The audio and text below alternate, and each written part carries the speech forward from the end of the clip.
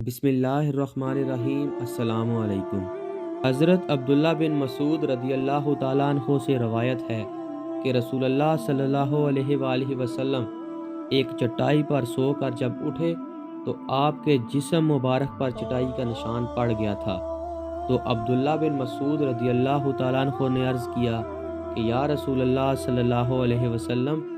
کاش آپ ہم لوگوں کو حکم فرماتے کہ ہم لوگ آپ کے لیے بچھونا بچھا دیتے اور آپ کی راحت کا سامان کر دیتے۔ تو حضور صلی اللہ علیہ وآلہ وسلم نے ارشاد فرمایا کہ مجھے دنیا سے کیا مطلب، میری اور دنیا کی مثال تو ایسی ہے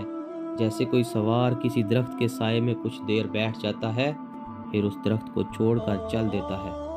حضرت ابو سعید خدری رضی اللہ تعالیٰ عنہ سے روایت ہے،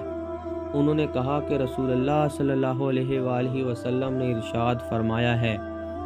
کہ عنقریب وہ زمانہ آئے گا کہ مسلمان کا بہترین مال بکریاں ہوں گی، جن کے پیچھے پیچھے وہ پہاڑوں کی چوٹیوں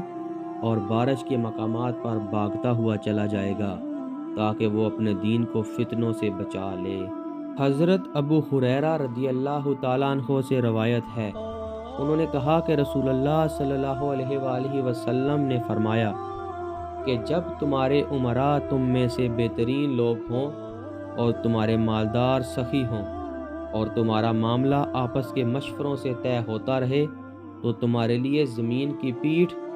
زمین کے پیٹ سے بہتر ہے،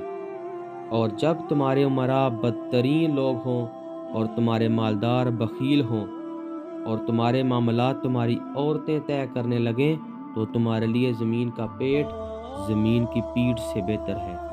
اس کے ساتھ ہی ہماری اس ویڈیو کا اختتام ہوتا ہے۔ نیکسٹ ویڈیو تک کے لیے اللہ حافظ۔